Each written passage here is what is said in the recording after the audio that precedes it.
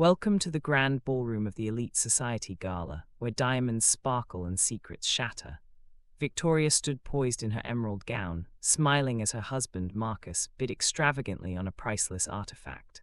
But when his phone buzzed with a message from darling Eve, her supposed best friend, Victoria's world tilted. "Meet me after the auction. Can't wait to celebrate our win." She didn't gasp, she didn't cry. Instead, she whispered to herself, "Oh, Marcus, you have no idea what's about to be auctioned off tonight. Sit back, dear listeners, as we unravel this tale of high society betrayal and masterful comeback." In the glittering heart of New York City, where skyscrapers pierced the sky like jeweled daggers and the elite danced on the edge of scandal, Victoria Harrington reigned as a quiet force of elegance and determination. At 38 years old, she had built Harrington Philanthropy from the ground up, a foundation dedicated to uplifting underprivileged artists around the world. Her efforts had raised millions, funding scholarships, galleries, and workshops that transformed lives. From struggling painters in rural Kentucky to sculptors in the favelas of Rio de Janeiro, Victoria's foundation had become a beacon of hope for those whose talent exceeded their circumstances. Victoria's own life story was one of resilience. Born into a modest family in a small Connecticut town, she had put herself through college with waitressing jobs and sheer willpower.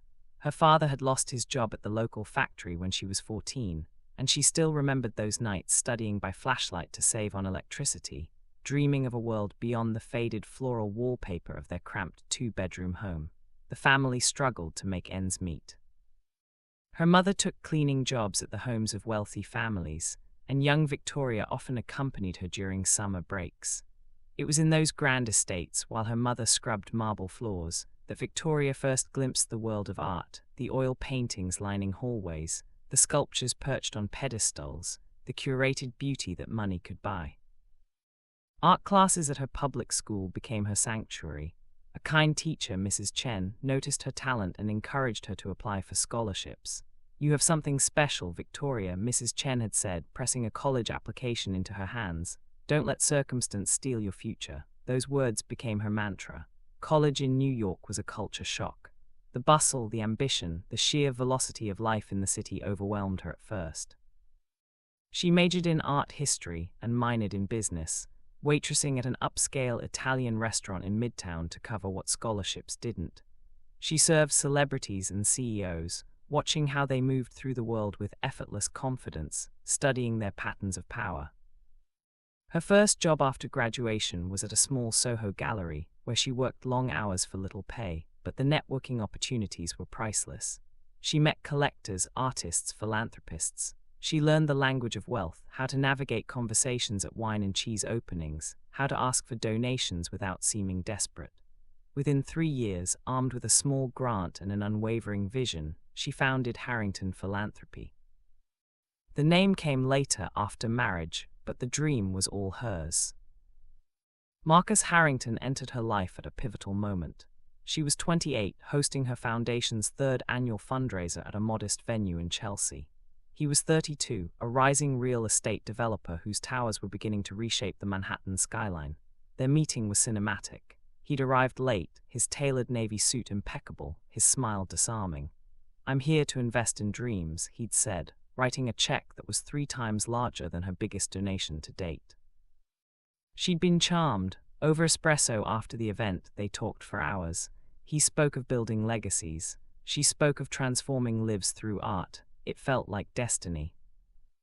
Their courtship was a whirlwind. Romantic dinners at Le Bernardin, where he'd order the chef's tasting menu without looking at prices. Surprise weekend trips to Martha's Vineyard, where they'd walk barefoot on private beaches.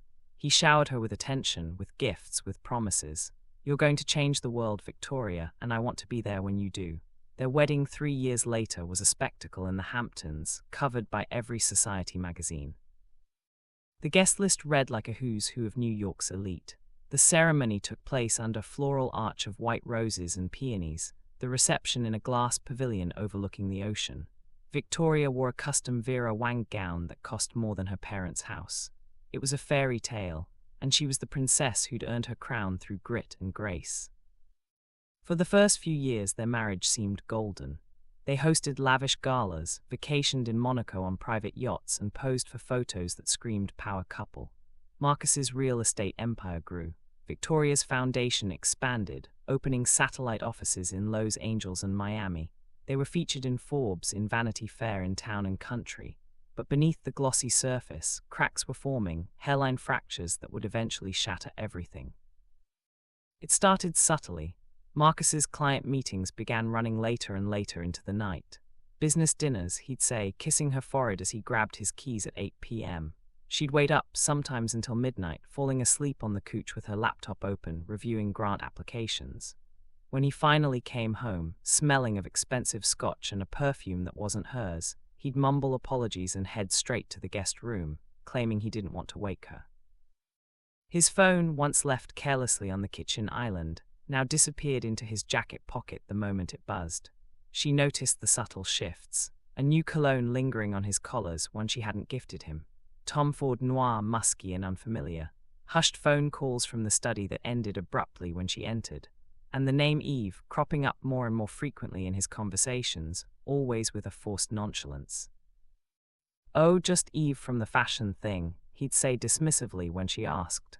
"She's interested in partnering with your foundation." Eve Sinclair was the epitome of high society flash. At 35, she was the heir to the Sinclair fashion empire, a billion-dollar brand that dressed celebrities and royalty. Eve was always draped in the latest couture designs that hugged her figure like a second skin: Balmain blazers, Givenchy gowns, Louboutin heels that clicked with authority on marble floors. Her laugh was infectious, bright and musical, turning heads in any room. Her social media feeds were a curated dream of luxury jets, red carpet premieres, and exotic getaways in Bali and St. Tropez. Followers hung on her every post, every carefully filtered image of champagne brunches and designer handbags. Victoria and Eve had supposedly bonded over their shared passion for charity work. They co-chaired events, lunched at exclusive clubs like the Core Club and Soho House, and exchanged air kisses at parties. "Darling, you look divine," Eve would purr, her green eyes scanning Victoria from head to toe. But Victoria couldn't shake the feeling that Eve's eyes lingered a beat too long on Marcus during those interactions, that her touches on his arm were too familiar, too intimate. If you're enjoying this tale of betrayal and revenge, make sure to hit that like button and let me know in the comments. Have you ever spotted red flags in a relationship that everyone else missed? I'd love to hear your stories. One afternoon at Le Bernardin, over seared scallops and white wine, Eve had leaned in conspiratorially. "Darling, you absolutely must join us for the auction next week. Marcus and I have been discussing this incredible investment opportunity." Her manicured fingers, tipped in crimson polish, brushed Marcus's arm as she laughed at one of his jokes. He leaned into her touch, his eyes crinkling with genuine amusement. Victoria had smiled politely, sipping her wine, but inside, a seed of doubt took root and began to grow like poison ivy, choking out trust. She started journaling, documenting the patterns. March 15th, home at 11:30, claimed client dinner in Tribeca. March 22nd, new cufflinks I didn't buy, gold with onyx insets. April 2nd, saw him kiss someone in the rain outside his office building. Couldn't see her face but recognized Eve's red umbrella. Patterns over promises, she wrote at the top of each entry. It became her private mantra. The Elite Society Gala was the pinnacle event of the social season, a night where New York's wealthiest gathered to bid on rare artifacts while ostensibly supporting global causes. This year, it was held at the opulent Metropolitan Museum of Art, with its grand halls echoing the whispers of history and power. Victoria had poured her heart into organizing it, spending months securing sponsorships from top firms like Goldman Sachs and J.P. Morgan, curating a lineup of items that blended antiquity with philanthropy. The star attraction was an ancient Egyptian necklace, a stunning piece of lapis lazuli in gold, said to symbolize eternal loyalty. The irony, Victoria would soon realize, was almost poetic. But 3 weeks before the gala, Victoria's world shifted on its axis. It was a Tuesday morning, unremarkable in every way except for what she would discover. Marcus was in the shower, singing off-key to some classic rock song when his iPad chimed on the nightstand. She glanced at it instinctively, not snooping, just a casual glance. The notification made her blood run cold. Plaza Hotel confirmation for 2 executive suite, Saturday night, immediately following the gala. The name on the reservation wasn't hers. It was listed under M. Harrington and guest. Her hands trembled as she set the iPad down exactly as she'd found it. She walked to her closet, closed the door, and let herself feel it, the crushing weight of betrayal, the nausea, the rage. Then she did what she'd learned to do growing up poor. She compartmentalized. She dried her tears, fixed her makeup, and made a decision. She wouldn't confront him, not yet. She would gather evidence, build her case, and strike when he least expected it. The next day she hired a private investigator. His name was Robert Chen, a former NYPD detective turned private eye, recommended by her lawyer with the assurance of absolute discretion. She met him at a coffee shop in Brooklyn, far from her usual haunts. "I need to know everything," she'd said, sliding an envelope with a retainer across the table. "Follow my husband. I suspect he's having an affair, and I suspect it's not just personal, it's financial." Robert's report arrived 2 weeks later, delivered in a plain manila envelope to her office at the foundation. She locked her door, poured herself a stiff drink from the bar cart, and opened it. Inside were photographs that confirmed her worst fears and revealed even darker truths. Marcus and Eve at intimate dinners in dimly lit bistros in the West Village, their hands intertwined under the table.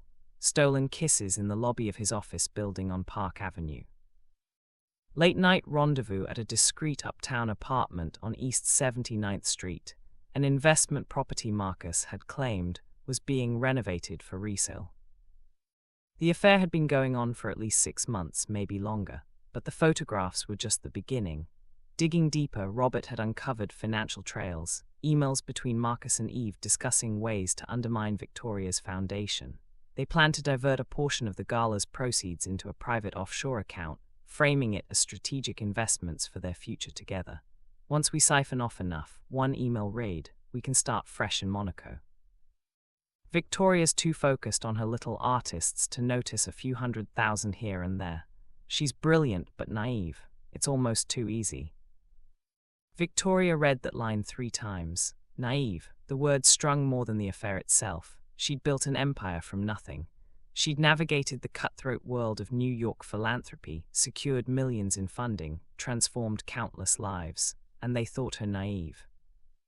She didn't rage, she didn't shatter the crystal decanter on her desk, though the urge was there. Instead, she channeled her pain into precision. She spent that evening in her study, mapping out their betrayal like a general planning a battle. She created timelines, cross-referenced financial records, highlighted inconsistencies in Marcus's stories. She called her lawyer, Patricia Gomez, a shark in Armani suits who'd built her reputation destroying unfaithful spouses in divorce court. "Patricia, I need you to prepare divorce papers," Victoria had said calmly, "and I need a forensic accountant. We're going to dismantle him piece by piece." She also called her board members, one by one, over discreet lunches and coffee meetings. She shared just enough to secure their loyalty without revealing her full hand. "There are patterns indicating potential financial risks to our foundation," she'd said to each of them. "I need your support in the coming weeks to protect our mission and the artists we serve." To a person, they pledged their allegiance. Victoria had spent a decade earning their trust, and now it would be her shield. By the time she dressed for the gala, her plan was set. A masterpiece of controlled revenge that would unfold in 3 acts: exposure, legal devastation, and personal resurrection. The night of the gala arrived with all the grandeur New York could muster. The Metropolitan Museum of Art had been transformed into a glittering palace. The Great Hall was adorned with towering arrangements of white orchids and roses, their fragrance mingling with the expensive perfumes of the guests. Crystal chandeliers cast dancing light across the marble floors, creating rainbows that shimmered with every movement. A string quartet played Vivaldi in one corner, while waitstaff in crisp white uniforms glided through the crowd offering champagne in baccarat flutes and hors d'oeuvres, oysters topped with caviar, foie gras on brioche, truffle-infused canapés.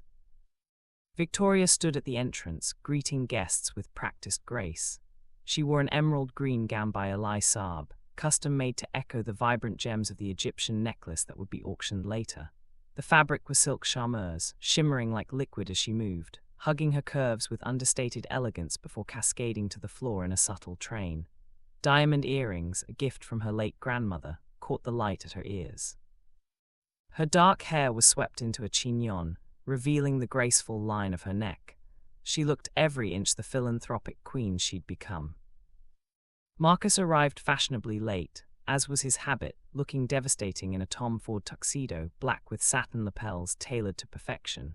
He found Victoria in the crowd, his smile bright and charming as he leaned in to kiss her cheek. "You look absolutely stunning, love," he murmured, his breath warm against her ear. "This night's going to be unforgettable." His cologne, that unfamiliar Tom Ford noir, filled her senses. She smiled back, her expression serene. "Oh, I'm counting on it, darling," she replied, her voice honey-sweet. Eve made her entrance shortly after, turning heads in a scarlet Valentino gown that plunged daringly at the neckline and clung to every curve. The color was a bold choice, a statement piece that screamed, "Look at me." Her blonde hair fell in perfect waves over one shoulder, and her lips were painted the exact shade of her dress. She air-kissed Victoria on both cheeks. "Darling, this is absolutely magnificent," she gushed, gesturing at the transformed hall. "You've outdone yourself." Then she turned to Marcus, her hand lingering on his arm just a moment too long. "And you look dashing as ever, Marcus. Shall we make this a night to remember?" Victoria watched the exchange with the detached curiosity of a scientist observing bacteria under a microscope. Fascinating, she thought, how people reveal themselves when they think they're hidden. The cocktail hour passed in a blur of small talk and strategic networking. Victoria worked the room like the professional she was, thanking sponsors, greeting major donors, ensuring everyone felt valued. But part of her mind was always tracking Marcus and Eve, noting their stolen glances, the way they gravitated toward each other like magnets. At precisely 8 p.m., the doors to the grand ballroom opened, and guests filed in to find their assigned tables. The room was a vision, round tables draped in ivory linens, centerpieces of cascading orchids and roses, place settings of gold-rimmed china and crystal stemware. A stage had been erected at the front, with a podium and a massive screen for displaying auction items. The energy in the room was electric, charged with wealth, ego, and the promise of spectacle. Victoria took the stage as the lights dimmed, a single spotlight illuminating her. The room fell silent, hundreds of faces turning toward her expectantly. She gripped the microphone, her heart steady despite the storm inside. "Welcome, esteemed guests," she began, her voice clear and commanding. "Tonight we gather not merely to admire beautiful objects or to see and be seen, though we'll certainly do both." She paused for the ripple of laughter.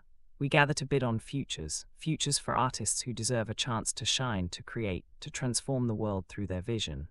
Every dollar raised tonight goes directly to funding scholarships, gallery spaces, and mentorship programs for underprivileged artists around the globe. So bid generously, bid passionately, and know that you're changing lives." The applause was thunderous. Victoria smiled, soaking in the moment, knowing it would be one of her last as Marcus Harrington's wife. The auction began with smaller items to warm up the crowd. A vintage wine collection from Bordeaux, 100 bottles of Premier Cru, starting bid $100,000. A tech mogul from Silicon Valley in town for the event raised his paddle immediately. Sold for $250,000. The crowd murmured appreciatively. Next came a private jet experience, a weekend getaway to the Grand Canyon with a Michelin star chef and personal guide. Starting bid $150,000. It went for $375,000 to a Wall Street hedge fund manager who wanted to impress his mistress, or so the whispers suggested. Marcus bid casually on a few items, his arm draped around Victoria's shoulders, playing the devoted husband. She leaned into him, smiling for the photographers circulating the room, all while her mind counted down to the main event. Now the auctioneer announced, his voice booming through the microphone, "We come to the crown jewel of tonight's collection." He gestured dramatically, and two assistants wheeled out a glass case containing the Egyptian necklace. Gasps echoed through the ballroom. The necklace was breathtaking, strands of deep blue lapis lazuli interspersed with hammered gold. The centerpiece, a large scarab beetle carved from the same blue stone, surrounded by tiny hieroglyphs. This exquisite piece dates back to the 18th dynasty, circa 1400 BCE. It symbolizes eternal loyalty, a gift from a pharaoh to his most trusted advisor. The starting bid is $500,000. The room buzzed with excitement. This was what they'd come for, the thrill of competition, the bragging rights. Before we begin, would you like to share some thoughts about this piece, Mrs. Harrington? We all know you're passionate about all things loyalty. If you've ever felt the sting of betrayal or the triumph of standing up for yourself, drop a comment below. Your story might inspire someone who needs it today. And don't forget to subscribe so you never miss these powerful true-life tales. Victoria took the microphone, her smile enigmatic. This necklace represents something I hold very dear, loyalty. In a world where promises are made easily and broken even easier, true loyalty is the rarest treasure. Tonight, we'll see who values it most. The bidding began. Eve, seated at a table across the room, nodded subtly to Marcus. He raised his paddle confidently. 600,000. Whispers spread like wildfire. High bids this early were unusual, aggressive even. The tech mogul countered. 700,000. Marcus didn't hesitate. 750,000. His voice was firm, certain. Victoria watched from her seat beside him, her heart beating steadily. She knew the necklace was more than an item to him and Eve. It was their symbol, their future, their shared delusion of happily ever after built on lies and embezzlement. 800,000, called a silver-haired real estate developer from Hong Kong. 900,000, Marcus shot back immediately. The auctioneer's excitement was palpable. We have 900,000. Do I hear 1 million? 1 million, the tech mogul countered, clearly enjoying the competition. The room held its breath. Marcus's jaw tightened. He glanced at Eve, who gave a barely perceptible nod. 1.2 million, he announced. The crowd erupted in murmurs. Victoria felt the moment approaching, the knife edge of her plan. 1.2 million going once, the auctioneer called. Then Victoria raised her paddle, her voice cutting through the noise like a blade. 1.5 million. The ballroom exploded in gasps and excited chatter. Heads swiveled between Victoria and Marcus. He turned to her, confusion and something like fear flickering across his handsome features. "Victoria, what are you doing?" he hissed under his breath. She smiled sweetly, her eyes locking onto his with an intensity that made him flinch. "Bidding on loyalty, dear. Isn't that what this is about?" The auctioneer, sensing drama, leaned into it. "We have 1.5 million from Mrs. Harrington herself. Do I hear 1.8?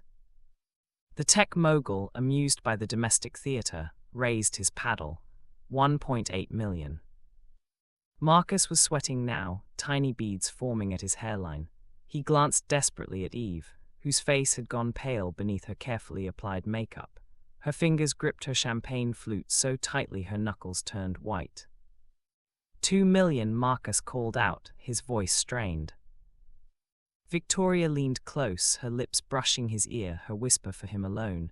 "Go ahead, Marcus. Win it for your darling. I know all about the Plaza reservation. I know about the offshore account. I know everything." He froze, his eyes widening in dawning horror. The color drained from his face. 2 million going once, going twice. The auctioneer hammered down, sold to Mr. Marcus Harrington for $2 million. Thunderous applause filled the air. Cameras flashed, but Victoria wasn't done. This was just the opening act. As the auction concluded and the event transitioned to the after-party, jazz music swelled from a live band, and guests mingled with fresh cocktails, their conversations buzzing with speculation about the necklace bidding war. Victoria signaled discreetly to her assistant, Lily, a sharp 26-year-old who'd been with the foundation for 2 years. Lily nodded and moved toward the tech booth at the side of the ballroom. Victoria took the stage again, microphone in hand. "Before we celebrate further," she announced, drawing the crowd's attention away from their drinks and gossip, "I'd like to share a special presentation. We always do a highlight reel of our foundation's successes, but tonight I want to talk about partnerships. The kind that build empires and the kind that tear them down." The massive screen behind her flickered to life. It started innocently enough, clips from past galas, smiling donors shaking hands, artists receiving grants and scholarships, children in workshops painting and sculpting, tears of joy streaming down grateful faces. The crowd smiled, touched by the montage. Then the tone shifted. The music changed from uplifting to ominous. Photos appeared on screen, photos that made the crowd gasp collectively. Marcus and Eve in a dimly lit booth at a West Village bistro, their faces close, intimate. Marcus and Eve kissing in the rain outside his Park Avenue office, her red umbrella barely shielding them.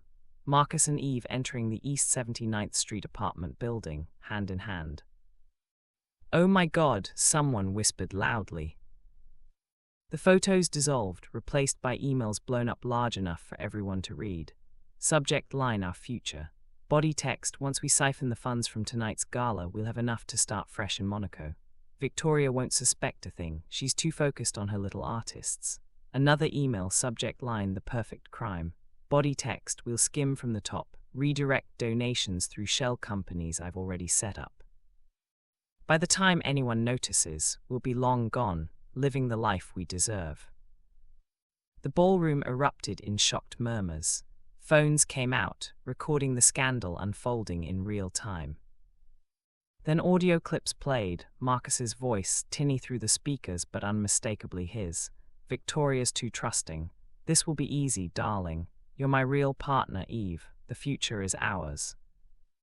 Marcus shot to his feet, his chair clattering backward. "This is a mistake," he shouted, his voice cracking. "Hackers, this must be hackers."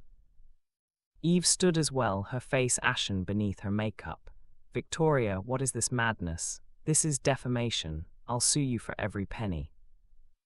Victoria descended from the stage slowly, gracefully, her emerald gown flowing behind her like a queen's robe. The spotlight followed her. She stopped a few feet from the table, the microphone still in her hand. "This, Eve, is clarity," she said, her voice calm as a summer sea.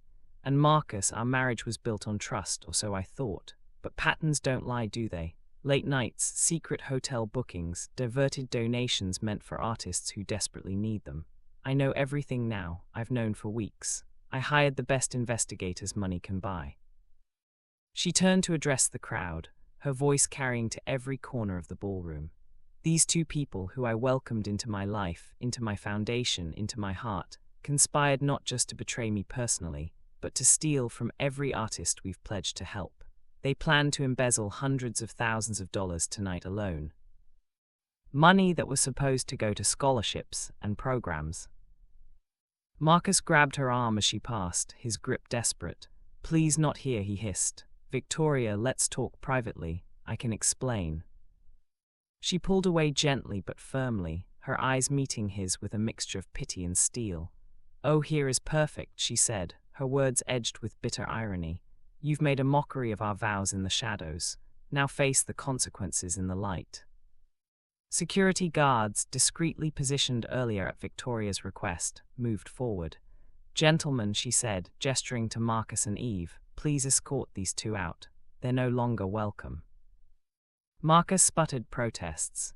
Eve shrieked about lawsuits and lies. But the security team was professional and efficient, getting them toward the exits as hundreds of eyes watched, some gleeful, some shocked, all riveted. Victoria returned to the microphone, her composure unshaken. "To everyone else here tonight, thank you for your support. I want to assure you that every single dollar bid tonight will go exactly where it was promised, to the artists, to the programs, to changing lives. There will be no diversions, no schemes, just the mission we all believe in." The applause started slowly, then built to a roar. People stood, clapping, some with tears in their eyes at her strength. A few shouted "Brava." "Before I go," Victoria said, her smile genuine now, "I want to remind you all that loyalty isn't something you can buy or bid on. It's something you earn through your actions, through keeping your word, through standing by the people who trust you. Thank you for being here tonight, and for being the kind of people who understand that. If this story is resonating with you, if you've ever had to make the choice between staying silent or speaking your truth, I want to hear from you. Comment below with your experiences, and hit that subscribe button because we're just getting started with this incredible journey." The days that followed were a media frenzy unlike anything New York society had seen in years. Gala betrayal rocks elite society, screamed the New York Post. Philanthropist's perfect revenge, proclaimed town and country. Page 6 ran daily updates with increasingly salacious details leaked by unnamed sources, some true, some embellished, all consumed voraciously by a public hungry for schadenfreude. Victoria filed for divorce the very next morning, citing irreconcilable differences and financial misconduct. Her lawyer, Patricia, presented the evidence to the judge in a sealed hearing, the investigators' report, the emails, the financial trails, the photographs. It was an airtight case. The judge, a no-nonsense woman in her 60s who'd seen countless cases of marital betrayal, ruled swiftly in Victoria's favor. Meanwhile, Marcus's world crumbled. Clients began pulling out of deals, citing integrity issues and reputational concerns. No one wanted to be associated with a man who'd steal from charity. His investors demanded audits of all his projects. Several business partners sued, claiming he'd defrauded them as well in separate schemes. His towers, once symbols of his success, became monuments to his disgrace. Eve fared no better. Her fashion empire, built on her father's legacy, suffered immediate consequences. Major department stores like Bergdorf Goodman and Neiman Marcus dropped her line. Celebrities she dressed for years publicly distanced themselves. Her Instagram, once filled with adoring comments, became a battleground of criticism and mockery. Homewrecker, thief, fraud, the comments read. Her follower count plummeted. Lawsuits piled up for both of them. The foundation's board filed criminal charges for attempted embezzlement. The IRS launched an investigation into the offshore accounts. Eve's own business partners sued her for breach of fiduciary duty. The legal fees alone were astronomical. Marcus tried to reach Victoria multiple times through intermediaries. Their shared accountant, a mutual friend from college, even his own mother called Victoria, begging her to hear him out. Finally, 3 weeks after the gala, Victoria agreed to meet him, but only with her lawyer present, in Patricia's sterile conference room on the 42nd floor of a midtown office tower. Marcus arrived looking diminished. His tailored suits, usually immaculate, hung a bit looser. His face was drawn, with dark circles under his eyes. He sat across the polished mahogany table from Victoria, his hands clasped in front of him like a supplicant. "Victoria, I was weak," he began, his voice hoarse. "Eve manipulated me. She made me believe we could have something real, something exciting. I got caught up in the fantasy of it all, but I never stopped loving you. Please, we can rebuild. I'll do anything, therapy, counseling, whatever it takes." Victoria studied him for a long moment, her expression unreadable. Then she spoke, her voice quiet but firm. "Forgiveness isn't the issue, Marcus, it's trust. You didn't just betray me romantically. You were going to steal from vulnerable artists, people struggling to survive, people I've dedicated my life to helping. You were going to rob them of their futures to fund your affair. That's not weakness, that's cruelty." He flinched as if she'd slapped him. I know. I'll pay it all back, every penny. I'll make donations, I'll work with the foundation." She shook her head slowly. "You don't understand. This isn't about money. It's about who you are. And who you are is someone who chose power and deceit over integrity and partnership. I can't build a life with that. Patterns over promises, Marcus. Your patterns showed me everything I needed to know." The divorce was finalized within 6 months, remarkably fast for New York. The settlement was a victory for Victoria. She retained full control of Harrington Philanthropy. Their shared assets, the penthouse on Central Park West, the house in the Hamptons, the investment portfolios, were split evenly, but with ironclad clauses preventing Marcus from any future claims or involvement in her foundation. He was also required to pay $3 million in restitution to the foundation, money he'd allegedly diverted over the years in smaller schemes the forensic accountant had uncovered. The penthouse became entirely Victoria's. She redecorated immediately, erasing every trace of Marcus. The masculine leather furniture in the study was replaced with elegant French antiques. His closet, once filled with bespoke suits, became a library for her growing collection of art history books. She reclaimed her space, her life, her power. But Victoria didn't merely survive the scandal. She thrived in its aftermath in ways that surprised even her. The gala, despite the dramatic exposure, had raised a record-breaking $12 million, every penny of which went exactly where she'd promised. Donors, impressed by her integrity and strength, doubled down on their support. New sponsors emerged, eager to align themselves with a woman who'd stood up to corruption so publicly. Using those funds, Victoria expanded Harrington philanthropy globally. She opened branches in Paris, partnering with the Louvre to create residencies for emerging artists. In London, she collaborated with the Tate Modern on a mentorship program. In Tokyo, she launched an initiative supporting manga and anime artists, recognizing that art took many forms and all deserved support. She also created the Victoria Harrington Scholarship for women from disadvantaged backgrounds pursuing careers in the arts, a full-ride scholarship covering tuition, housing, and supplies for 4 years. The first recipient was a young painter from the Bronx named Maria, whose work explored themes of immigration and identity.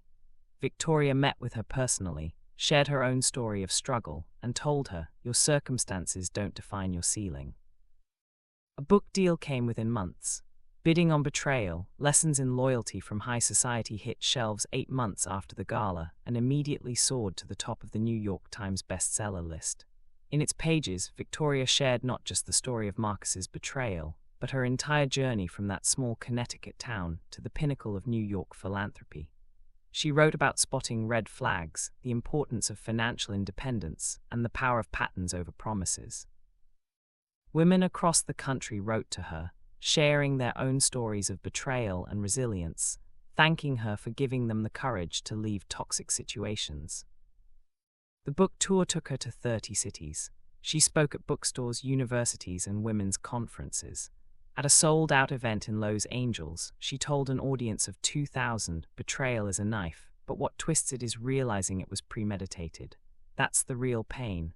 But from that pain, I learned to bid on myself, to value my own worth more than anyone else's validation. And that's a lesson worth every tear." Interview requests flooded in. She appeared on Oprah's podcast where they discussed forgiveness and moving forward.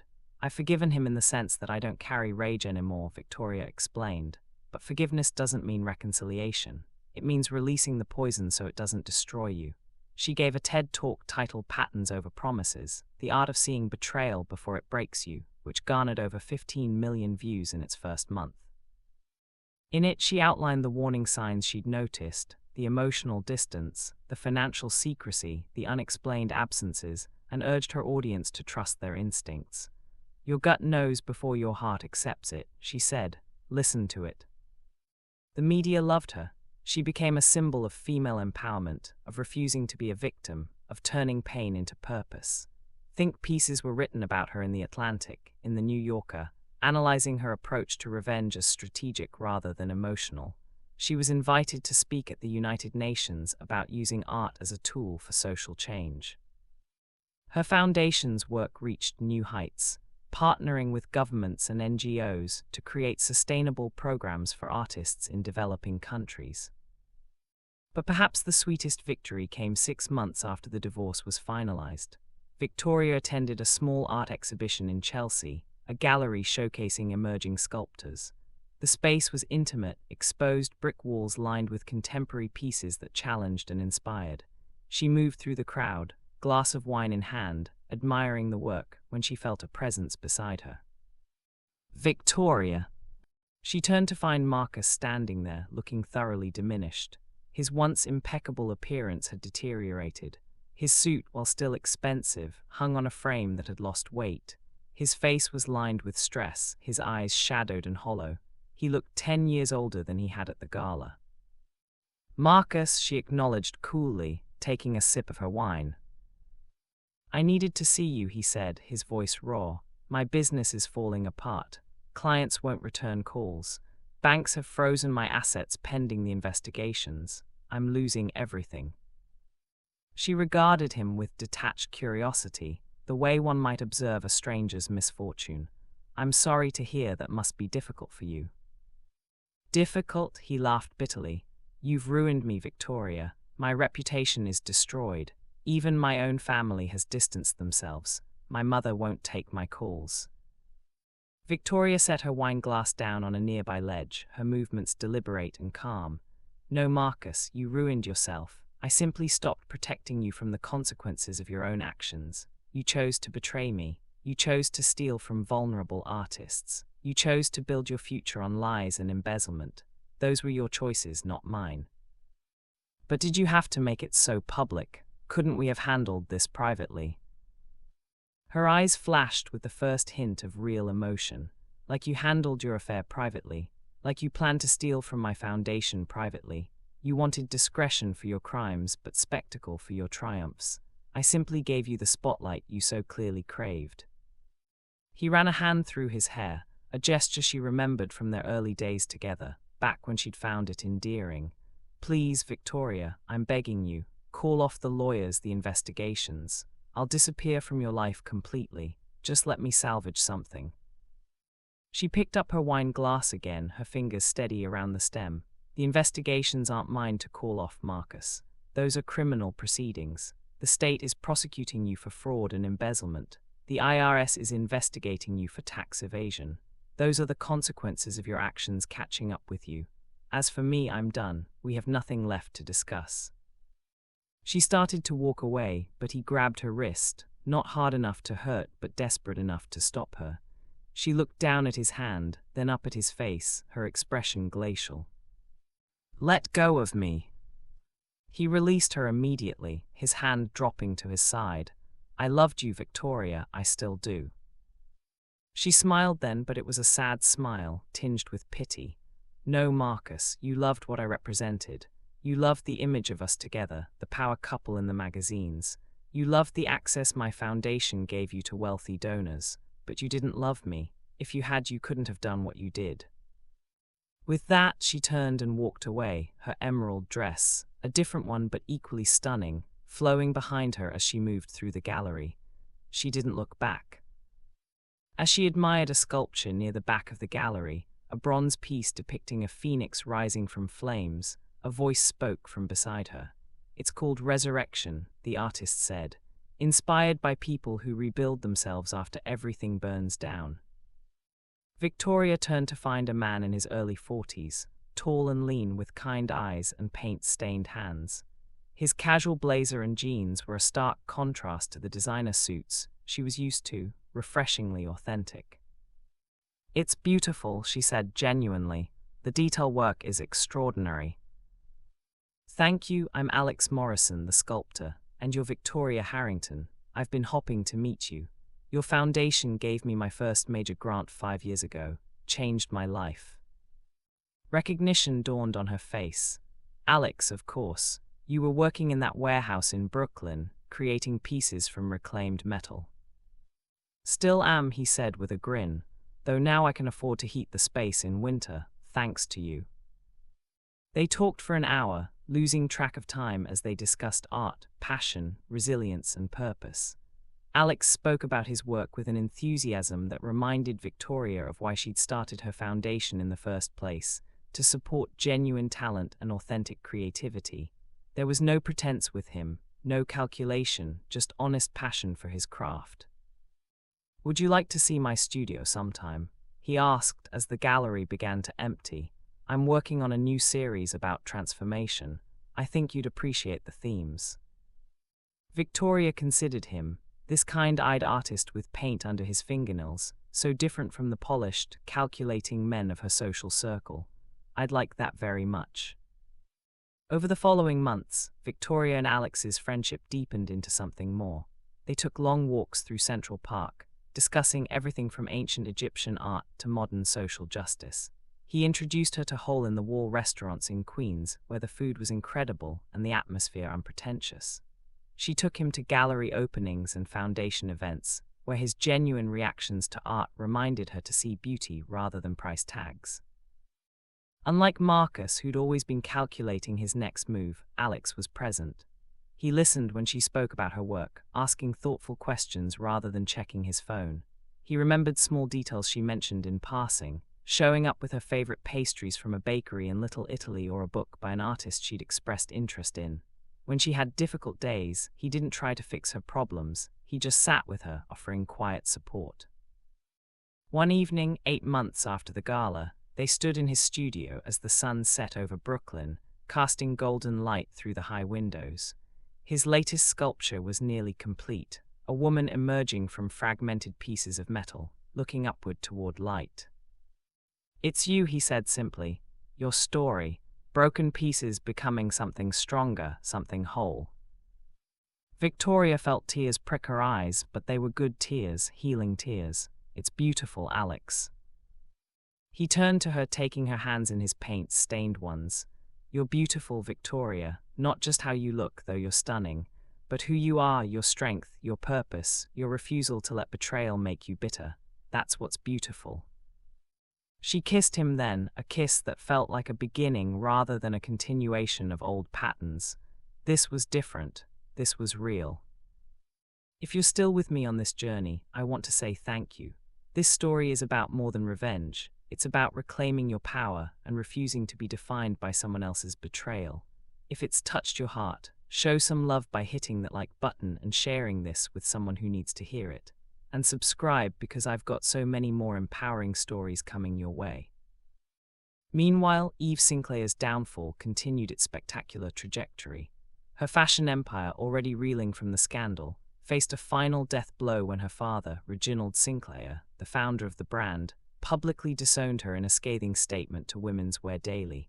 "My daughter's actions have betrayed everything our family and this company stands for," he wrote, effective immediately. She is removed from all positions within the Sinclair fashion group and disinherited from the family trust. "We will rebuild our reputation through integrity and accountability." The fashion world, never known for its loyalty, abandoned her completely. The flagship store on Fifth Avenue removed her name from the building. Her signature perfume was discontinued. Stockpiles of her clothing line were sold off to discount retailers at a fraction of their original value. She tried to launch an independent line, calling it Eve, a fresh start, but no manufacturers would work with her, and no stores would carry her products. Financially ruined and socially ostracized, Eve left New York for Los Angeles, hoping for anonymity and a chance to rebuild. But the internet has a long memory. Her attempts to rebrand as a lifestyle influencer were met with relentless criticism and mockery. Every post was flooded with comments about karma and justice. Within a year, she'd faded into obscurity, a cautionary tale whispered at society parties about the price of betrayal. Marcus fared slightly better, though better is relative. The criminal investigations resulted in a plea deal. He avoided prison time by agreeing to pay massive fines, restitution, and accepting 5 years of probation. His real estate empire was liquidated, the assets sold off to pay his debts and legal fees. The man who'd once owned half of Manhattan's skyline was reduced to managing a small commercial property firm in New Jersey, a humiliating come-down that the tabloids covered with gleeful schadenfreude. He tried to reach out to Victoria one last time, 2 years after the gala, sending a handwritten letter to her office. In it, he apologized again, explained that he'd been in therapy, and expressed hope that someday she might understand he'd truly loved her in his own flawed way. Victoria read the letter once, then placed it in a file marked closed chapters. She didn't respond. Some doors once closed should remain that way. Victoria's life, in contrast, flourished beyond her wildest dreams. Harrington Philanthropy became one of the most respected arts foundations in the world, with an annual operating budget exceeding $50 million. The programs she created were transforming lives on every continent. A young painter from Nigeria who received one of her scholarships had his work displayed at the Venice Biennale. A sculptor from rural India, funded by Victoria's mentorship program, won international acclaim. An animator from Peru, supported by the foundation's technical training initiative, landed a job at Pixar. These were the victories that mattered, the lives changed, the dreams realized. She was invited to join the boards of major museums and cultural institutions. She became a regular speaker at conferences on philanthropy and social impact. Forbes named her one of the most powerful women in philanthropy. Time magazine included her in their annual list of influential people, with the profile written by one of the artists her foundation had supported, who described her as a woman who turns pain into purpose and betrayal into bridges for others.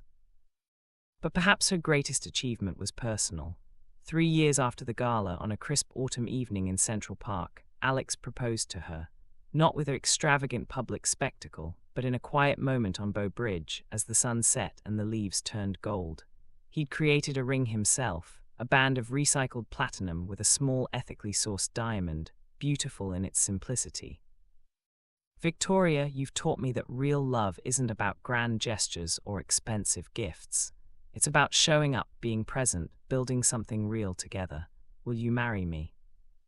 She said yes through happy tears, and they married 6 months later in a small ceremony at the Brooklyn Botanic Garden, surrounded by close friends and family. No society magazines, no press, just genuine love and authentic joy. Her wedding dress was simple and elegant, designed by a young fashion student her foundation had supported.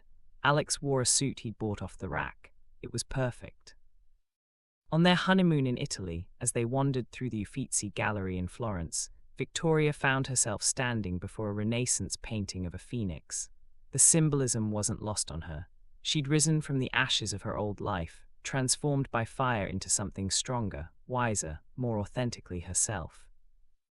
Alex stood beside her, his arm around her waist. What are you thinking about? She leaned into him, feeling a contentment she'd never experienced with Marcus. I'm thinking about patterns, how the patterns we choose determine the life we build. I chose resilience. I chose purpose. I chose to bid on myself when no one else would, and look where it led. He kissed her temple, to the perfect place. She smiled, not perfect, real, and real is so much better. Years later, Victoria would be invited to speak at a women's empowerment conference in Geneva. Standing before an audience of 3,000 women from around the world, she shared her story one more time, the betrayal, the gala, the exposure, the rebuilding. But she ended with a message that had become her life's philosophy. Betrayal will happen, she said, her voice strong and clear. In relationships, in business, in life. People will disappoint you, lie to you, use you. But here's what I learned. Their betrayal says everything about them and nothing about you. Your worth isn't determined by someone else's inability to see it. When I discovered my husband's affair and his plan to steal from my foundation, I had a choice. I could have crumbled, retreated, let the shame silence me. Instead, I chose to stand in my truth, expose the lies, and rebuild on my own terms. The audience was silent, hanging on every word. She continued, patterns over promises, ladies. Watch what people do, not just what they say. And most importantly, bid on yourself. Invest in your own worth, your own dreams, your own integrity. Because at the end of the day, you're the only sure thing you have. Make yourself the best investment you'll ever make. The standing ovation lasted 5 minutes. Women approached her afterward, sharing their own stories of betrayal and resilience, thanking her for her courage. One woman, entrepreneur from South Africa, hugged her tightly and whispered, "You gave me permission to leave. I've been making excuses for my husband's behavior for years. Not anymore. Patterns over promises." Victoria hugged her back, feeling the weight of impact, the ripple effect of choosing truth over comfort. That night, back in her hotel room, she video-called Alex, who was back in Brooklyn working on a new commission. "How'd it go?" he asked, his face filling the screen. "It went perfectly," she said, smiling. "I think I finally understand why all of this happened. The betrayal, the pain, the public humiliation. It was all preparing me to help other women find their strength." "You've always had that strength," he said gently. "Marcus just tried to make you forget it." She nodded, "But I remembered, and now I get to remind others." As she ended the call and prepared for bed, Victoria walked to the window of her hotel room, looking out over Lake Geneva, the water reflecting the lights of the city like scattered diamonds. She thought about that woman she'd been 3 years ago, standing in her closet after discovering the Plaza Hotel reservation, trembling with hurt and rage. She wished she could go back and tell that woman what she knew now, that the pain would pass, that she was stronger than she knew. That the best chapters of her life were still unwritten. But she couldn't go back. None of us can. All we can do is move forward, choose better, build stronger, love deeper, and refuse to let betrayal define us. Victoria Harrington had done exactly that. She'd taken the worst night of her life and transformed it into a catalyst for change, for growth, for impact that reached far beyond herself. The gala where her marriage ended became the night her real life began. And that, she realized, was the truest form of revenge. Not destruction, but transformation. Not bitterness, but flourishing. Not letting them win by becoming smaller, but expanding so far beyond their betrayal that it became merely a footnote in a much larger, more beautiful story. She climbed into bed, pulling the crisp hotel sheets up to her chin, and smiled in the darkness. Tomorrow she'd fly home to Alex, to her foundation, to the life she'd built from the rubble of her old one. Tomorrow she'd continue the work of changing lives through art. Tomorrow she'd wake up free, whole, and authentically happy. But tonight she'd rest, knowing that she'd won. Not by destroying Marcus and Eve, though they'd certainly destroyed themselves. She'd won by refusing to let their betrayal destroy her. She'd won by bidding on herself when the stakes were highest. She'd won by choosing patterns over promises, truth over pretense, and authentic love over hollow glamour. In high society, or any society, loyalty can't be bought at auction. It's earned through actions, proven through consistency, and honored through integrity. Victoria had learned that lesson the hard way, but she'd learned it well. And now, through her foundation, her book, her speeches, and her life, she was teaching it to others. The Egyptian necklace, the one Marcus had won at auction for $2 million, had eventually been returned to the foundation after his assets were liquidated. Victoria had it placed in a special exhibition at the foundation's New York headquarters, with a plaque that read, "Eternal Loyalty." This ancient symbol reminds us that true loyalty cannot be purchased, only earned. From the ashes of betrayal we rise stronger, donated in memory of lessons learned. Visitors to the foundation would stop and read the plaque, often pausing to take photos, unknowing of the full story behind those words. But Victoria knew. And every time she passed it in the hallway, she'd touch the glass case gently and whisper, "Thank you," because even betrayal in the end had been a gift. It had shown her who she really was and what she was truly capable of becoming. And that, dear listeners, is how Victoria Harrington turned the worst night of her life into the beginning of her greatest chapter. A reminder to all of us that we are never defined by what's done to us, only by what we choose to do next. If this story has inspired you, moved you, or given you the courage to face your own challenges, I'd love to hear about it in the comments. Share your story, your struggle, your comeback. And don't forget to hit that subscribe button and turn on notifications, because every week I bring you real stories of real people who refuse to stay down when life knocked them over. Stories of resilience, revenge done right, and the incredible power of betting on yourself. Remember, patterns over promises. Your worth isn't up for auction, and the best investment you'll ever make is in yourself. Until next time, stay strong, stay true, and never let anyone convince you that you're worth less than everything. This is your reminder that you are the author of your own story. Make it a bestseller.